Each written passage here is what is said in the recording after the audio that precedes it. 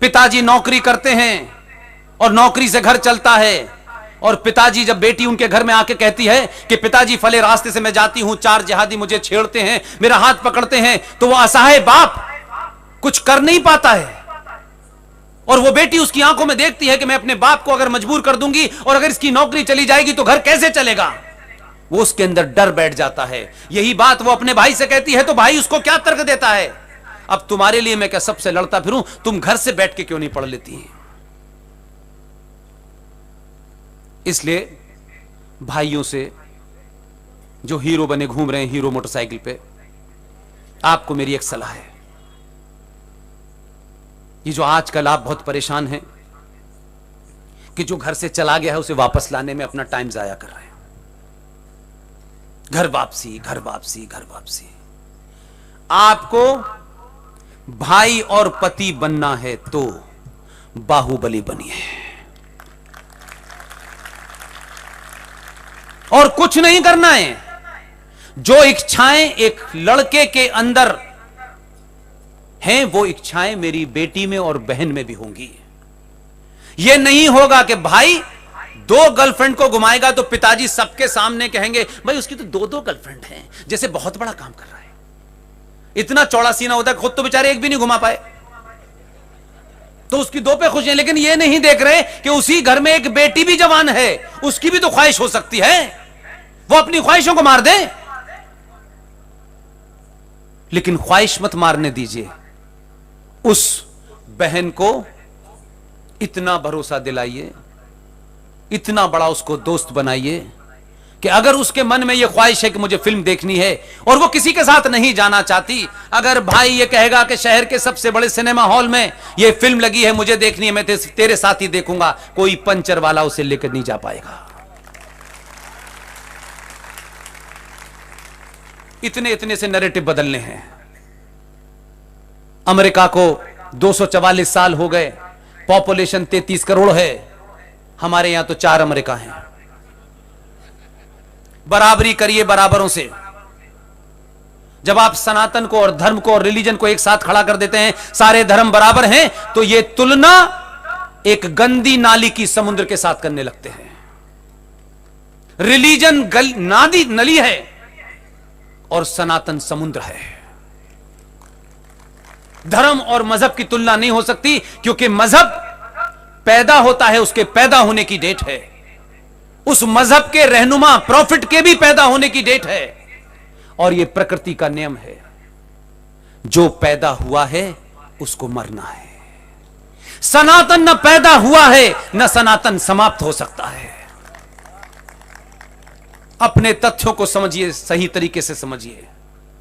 इसलिए सारे धर्म बराबर हैं, ये गधे घोड़ों की तुलना करना बंद कर दीजिए। अपने नैरेटिव को ठीक करिए। आपके खिलाफ जो जघन्य अपराध हो गए हैं, आज भी आप सोच लेंगे। कल भी मैंने आपके राजकोट में बोला है, वहां भी सभा मेरा ख्याल है कोई 1:30 बजे कल खत्म हुई थी, और मैं इस बात से खुश हूं कि राजकोट, मांडवी, अभी कल कहां जाना है, कोई सुरेंद्र नगर है। हुआ क्या है आप लोगों को? यही मेरी ताकत है। आप यकीन मानिए, आप बैठे रहेंगे, मैं 4 बजे तक ऐसे ही बोलता रहूंगा।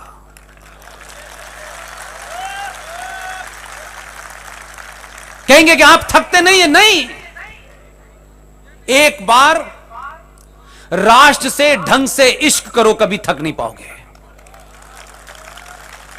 ढंग से पूरी ताकत के साथ इश्क करो, दिखावे का इश्क मत करो यार।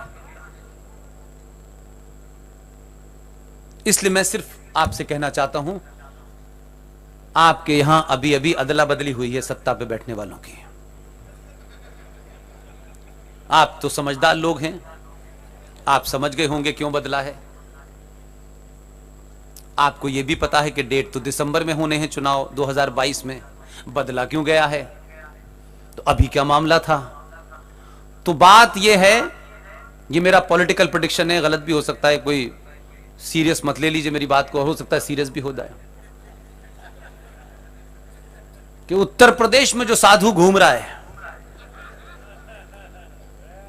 उस साधु की ताकत इतनी है कि इन्हें लगा इसी साधु के चक्कर में यहां की भी गंगा ठीक हो जाएगी। इसलिए शायद चुनाव आपके यहां 2-4 महीने बाद हो, लेकिन आपको 2-4 महीने का इंतजाम नहीं करना है। आपके अंदर आज के पूरे इस व्याख्यान से मेरे आपके बीच में जो संवाद है, उससे अगर 1% भी आप मेरी बात से सहमत हैं तो आप एक ही काम कीजिएगा, जिसको कहते हैं कि मुझे आपने ऐसे वक्त में बुलाया है।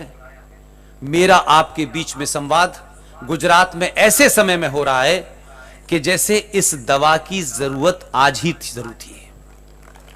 क्यों कह रहा हूं मैं ये? कि अगर यही बात तय है, अगर सत्ता प्राप्ति का नियम ही यही है, अगर इसी पे तय होना है कि हमें सत्ता में तुम्हें वापस लाना है, तो लाएंगे, पूरा भरोसा दिए लाएंगे। तुम जितनी मेहनत करोगे उससे 10 गुना हम करेंगे, यह भरोसा दिला दीजिए। लेकिन कहा कि अभी तो चुनाव घोषित नहीं हुए हैं, लेकिन तुम्हें हमारा एक काम पहले करना है। अपना कोई व्यापार मंडल लेके मत चले जाइएगा। आप कहिए कि आपको हमसे वोट मांगने नहीं आना है। हमने 20 साल में तुमसे कुछ नहीं मांगा, हम तुमसे अपने लिए नहीं मांग रहे, हम अपने राष्ट्र के लिए तुमसे एक बात मांग रहे हैं, संवैधानिक तौर पे मांग रहे हैं। हां करोगे तो गीता हो या रामायण, उस पे हाथ रख के कहेंगे, चाहे कुछ भी हो जाए, कितनी भी हवा तुम्हारे खिलाफ हो जाए, कितनी भी साजिशें तुम्हारे खिलाफ हो जाएं, हम सारी साजिशें अपने सीने पे ले लेंगे, लेकिन तुम्हें जिताएंगे, यह भरोसा दीजिए। लेकिन उल्टे हाथ से उनसे एक वादा मत लीजिए, कहा इसे करके जाना है। 4-5 महीने बाद हो सकता है नोटिफिकेशन किसी दिन आ जाए। नोटिफिकेशन आ जाने के बाद कोई काम नहीं हो सकता संवैधानिक तौर पे। आप हर शहर में ऐसी ही सभाएं करिए। हर शहर के जितने भी मजबूत लोग हैं, नेताओं की बात नहीं कर रहा मैं, नेता आते ही खेल शुरू करेगा अपना, उसे कहिए दूर रहें भी आप जो बुद्धिजीवी लोग हैं, जो चंदा देते हैं, जिससे वोट लेने जाते हैं हवाई जहाज से, वो इस बार कहिए नोट देर में देंगे, पहले यह काम करो। और कहिए कि गुजरात की विधानसभा में आपके पास पूर्ण बहुमत है, एक प्रस्ताव लाइए, और यह प्रस्ताव किसी पटेल या नॉन पटेल के लिए नहीं है। आप प्रस्ताव लाइए कि 2013 में और 1990 में जो प्लेसेस ऑफ वर्शिप एक्ट बना, जिसके तहत भारत के 30,000 मंदिरों पर मस्जिदें बना दी गई, और भारत की पार्लियामेंट ने यह कहा कि जो मंदिर तोड़ के मस्जिद बना दिए गए थे, उनकी यथास्थिति जो 15 अगस्त 1947 को थी, वो अब हमेशा ऐसी रहेगी। यानी आपके करोड़ों की प्रॉपर्टी भी गई, आपकी आस्थाएं भी गई, और उस पर आप अपील नहीं कर सकते।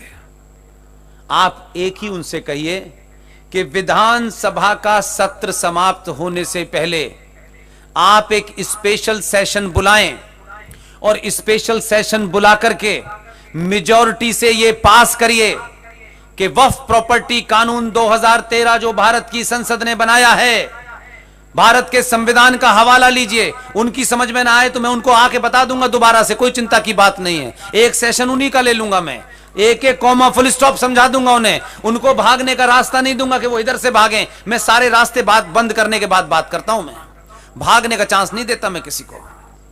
उनसे कहिए प्रस्ताव पारित करें कि भारत की संसद ने 2013 में जो वक्फ प्रॉपर्टी कानून बनाया है, उस कानून से गुजरात राज्य को अलग कर दिया जाए। और यह प्रस्ताव अगर आपकी विधानसभा में पास हो गया, मैं संवैधानिक बात बता रहा हूं, मैं कोई डायलॉग वायलॉग नहीं बोल रहा हूं, संवैधानिक तौर पे उनके पास यह ताकत है कि विधानसभा में यह प्रस्ताव पारित करें और अपने हिंदू होने का परिचय दें और आपको यह भरोसा दिलाएं कि प्रस्ताव पारित होगा, पारित होने के बाद वो दिल्ली जाएगा। दिल्ली में तो आपने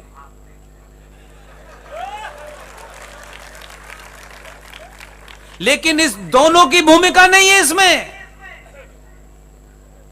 दो भेजे हैं लेकिन इसमें उनकी भूमिका नहीं है। लेकिन एक रिश्ता बता रहा हूं इसलिए भूमिका है। आपका आदमी